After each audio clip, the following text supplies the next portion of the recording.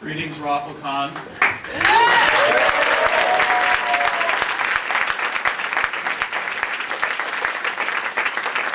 We are anonymous. We come from the internet, but we're here in real life. We know that many of you in the audience count yourself members, and you should know that any of you may count yourselves among our ranks. We are thrilled to be here today. We're excited to be having a conversation with the rest of the internet. Today we're going to have a panel discussion with a few members who identify themselves as anonymous. We're going to invite someone to tell the story of the Internet versus Scientology 1.0, which is very long ago in internet history now. And most importantly, we're going to solicit your questions, feedback, and trolling. This video that you just saw was produced by a member of Anonymous, and it's called The Road to February 10th. And it brings you up to date through the first global worldwide protest of Anonymous.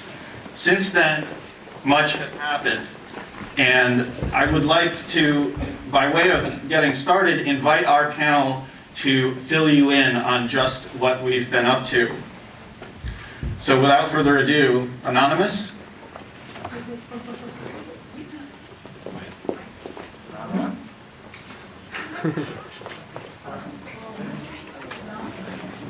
See-do. Epic fail, guys.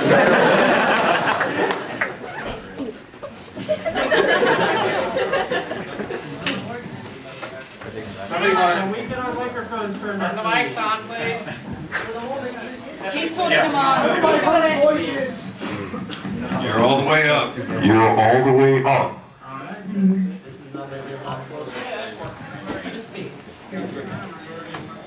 You can up to a lot. We had Bridget singing, which was Operation Hard where we celebrated all around Hubbard's birthday. And then on Can you get any closer to the mic? Matt.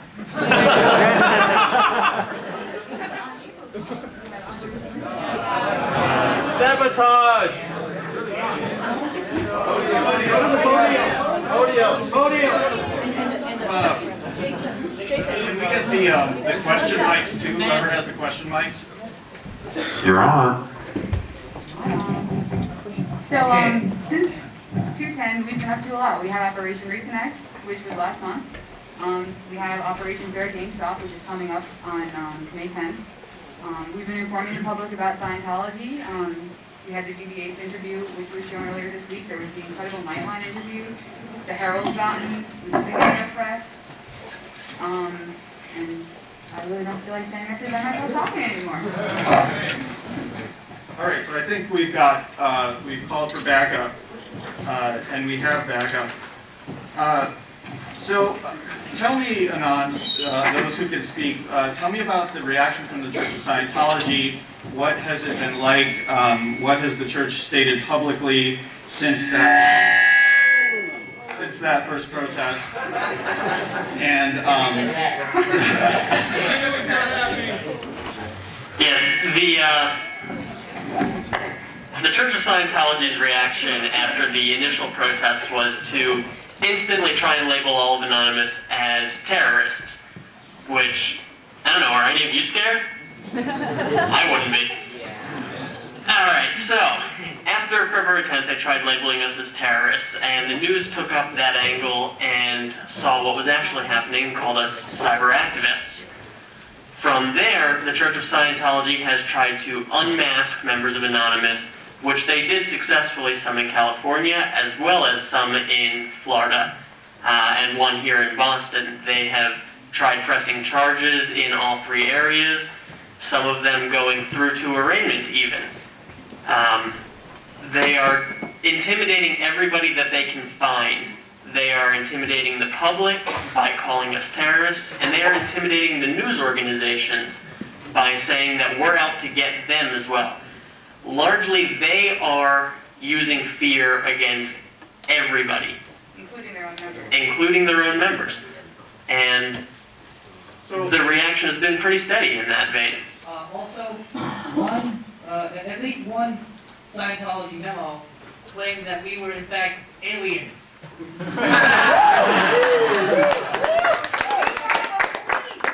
The fourth or fifth invasion fleet of the Marcavian Confederacy, which is a big, scary, evil empire of aliens who dress up in fedoras and suits and come here and try to destroy Scientology and do other horrible things with rocket cars and such. And invented income tax.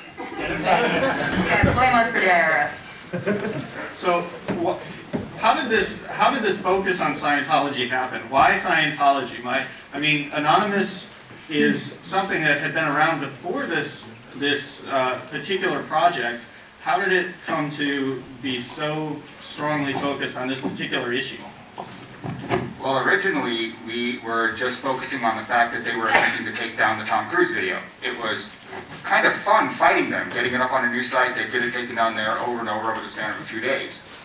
That led a lot of us into actually reading up about them and talking to some of the older critics. We have one of them sitting here in the front row. And talking to all of them really led us to believe just how evil they were.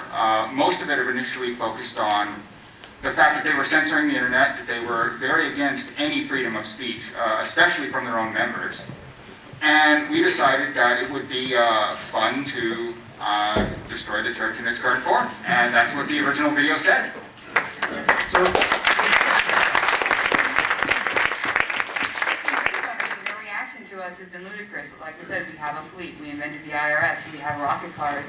I think for a few of us, we were not originally involved in Anonymous. You know, we were aware of like the Hopper raids and other stuff that they were doing. But for some people, the Scientology angle really brought people in as well. And we get called moral fags. But Because you are. because we are. But I mean, like for me, I moved to Boston. I live near the Boston org, and they messed with a friend of mine really badly. He had type 1 diabetes, and they told him they could cure him if he spent $7,000 on an e-meter and intensive auditing sessions. And he said no. And then they berated him for about an hour and a half, telling him that he was a moron because he had the tools of enlightenment in front of him, of physical health in front of him, and he was too ignorant to recognize it. And that's not even including like CCHR and all their other ridiculous front groups and their misinformation about medicine and their misinformation about psychiatric care. I mean, there's so many reasons to go after them. And then their ludicrous reaction to us just gives us fuel to the fire. so other nuns, why do you care? Well, I care because it's wonderful fun. Really it is. We go out to Scientology orgs, we have a great time, we party it up, bring signs, have chants, just have great fun with other Anons. We piss off some Scientologists, sometimes we piss off other people who happen to be around us because we're